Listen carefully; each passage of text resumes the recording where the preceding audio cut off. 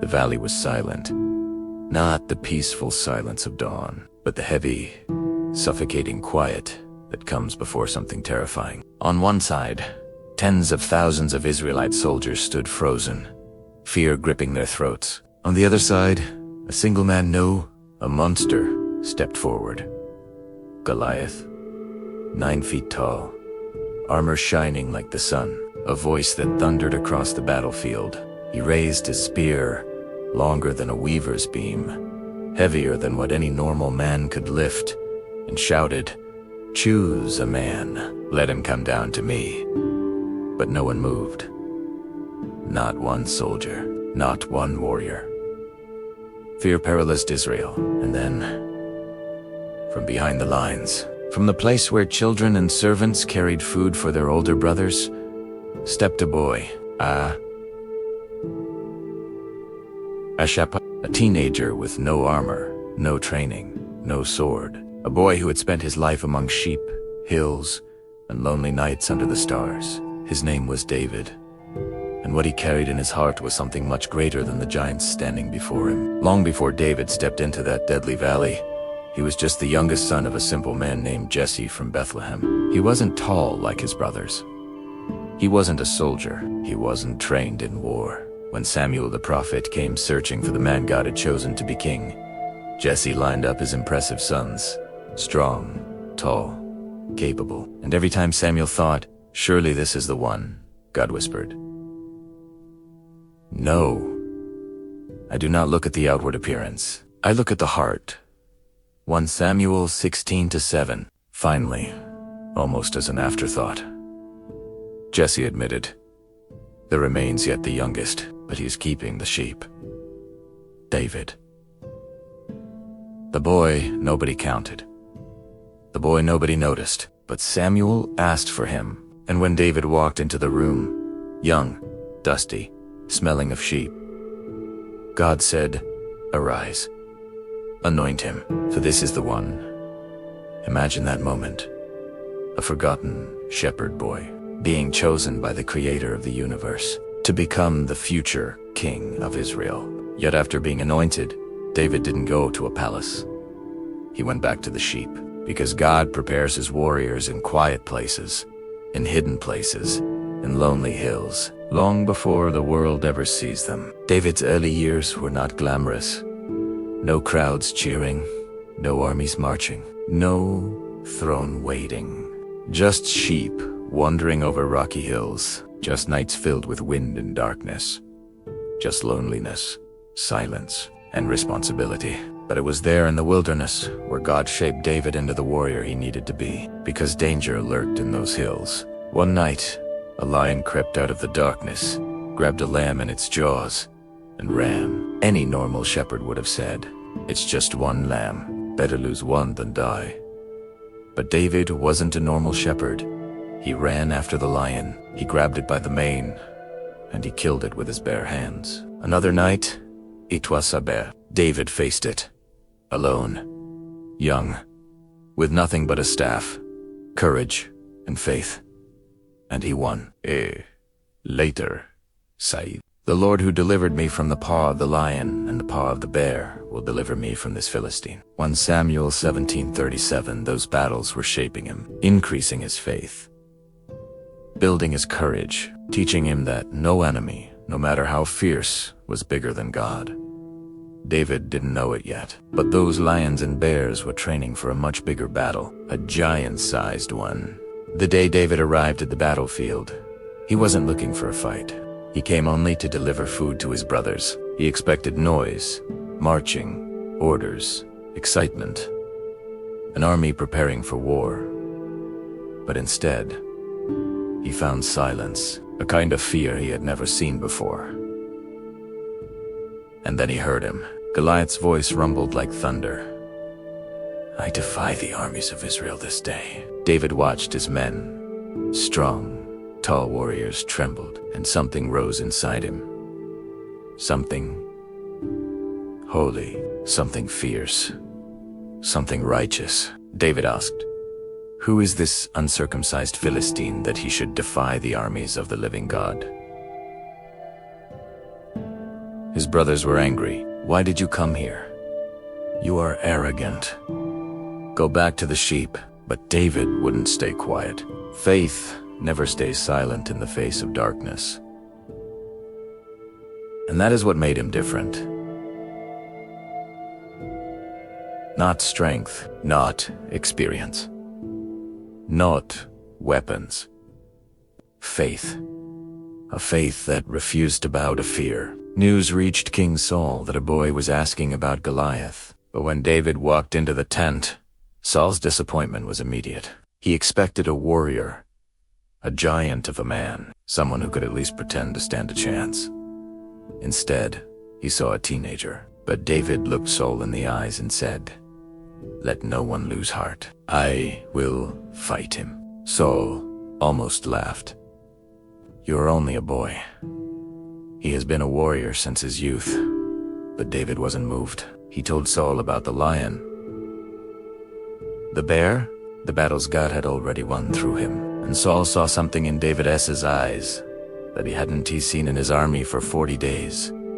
Courage, unshakable courage. So the king said, "Go, and the Lord be with you." But then Saul did something symbolic, something deeply human. He tried to give David his armor. A bronze helmet, a heavy breastplate, a sword fit for a king. David tried to walk, but each step was stiff, awkward, unsteady. So he took it all off. Because you cannot fight God's battle wearing someone else's armor. You cannot be who God called you to be while trying to imitate someone else. David chose instead the weapon he knew well. A sling, 5 smooth stones, and the presence of the Almighty. The valley was wide. Goliath waited on the other side, towering above the soldiers, laughing, mocking, cursing. David walked forward alone. Each step echoed through the valley. Each heartbeat was heard in heaven. The Philistines roared with laughter. The Israelites held their breath. Goliath smirked. "Am I a dog, that you come at me with sticks?" David stood firm. He was small, unarmored, seemingly weak, yet he spoke with the authority of heaven. "You come to me with a sword, with a spear, and with a javelin, but I come to you in the name of the Lord of hosts." 1 Samuel 17:45. In that moment something changed. The valley was no longer ruled by fear, but by faith. What happened next would shake nations for thousands of years, and the world would understand. A shepherd with God is mightier than any giant without him. Goliath stepped forward. Each footstep shook the ground like thunder rolling across the valley. His armor clanged with a deep metallic echo, sounding more like the plates of some ancient beast than human equipment. He raised his massive spear, its tip glimmering under the sun like a shard of death, and pointed it at David. "Come here," he growled, "and I will give your flesh to the birds of the air and the beasts of the field." Every Israelite felt the threat slice through the air. But David didn't flinch. He took one step forward, then another, his sling in his hand, his faith in his chest, his God before him, and he answered with a voice that shook the heavens.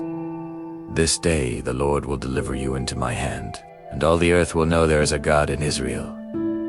It was not a boy speaking. It was boldness born from heaven. Time slowed. The dust under David's sandals lifted with the breeze. The sun glinted off Goliath's bronze armor. A raven flew above the battlefield, watching, a witness to history. David reached into his pouch and pulled out one smooth stone. The same hands that once tended sheep were now holding the destiny of a nation. He placed the stone in the sling. He spun it over his head.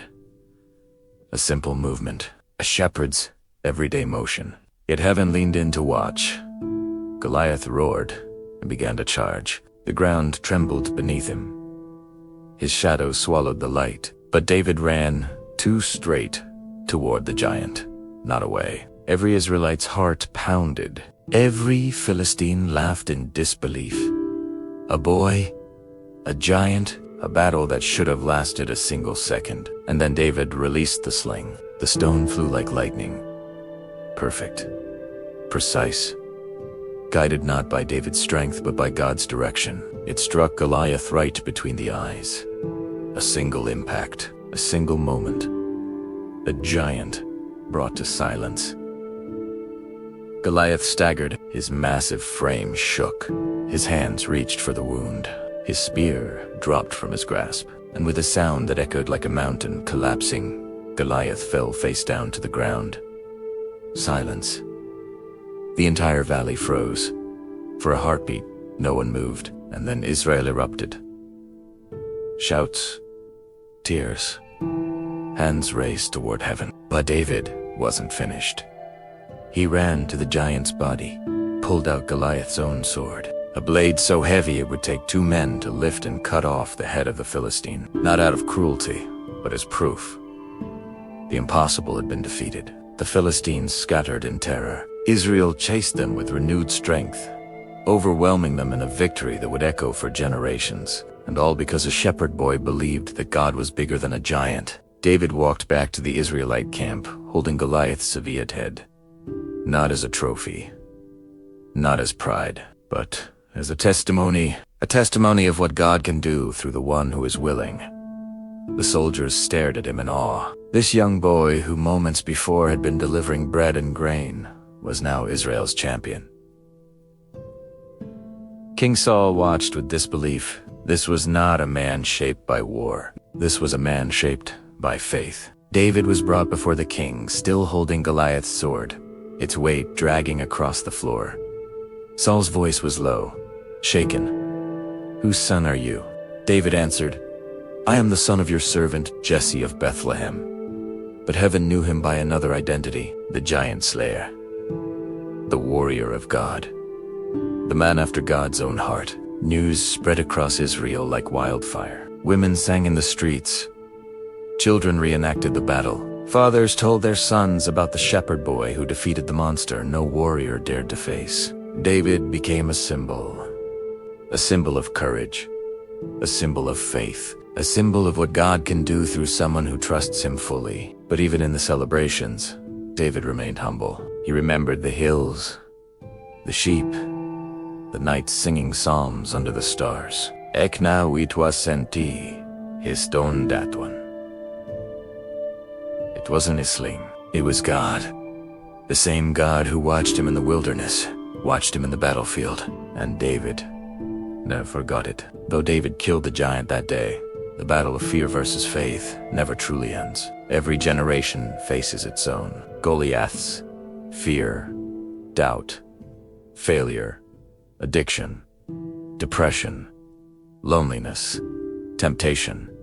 Some giants look different, but they roar with the same intimidation, and many people run from them, believing they are too small, too unworthy, too weak. But David's story reminds us of a powerful truth.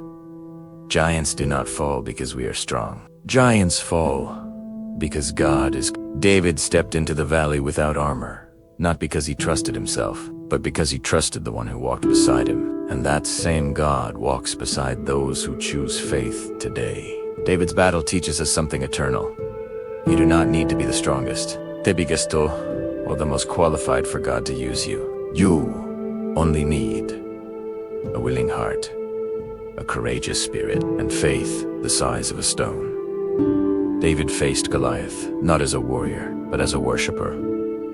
And that made all the difference. So whenever life sends a giant into your valley, when fear shouts, when doubt mocks, when circumstances look impossible, remember David. Remember the shepherd boy who ran toward the battle. Remember the faith that brought down something everyone else thought was undefeatable. And remember this truth: when God is with you, no giant can stand against you.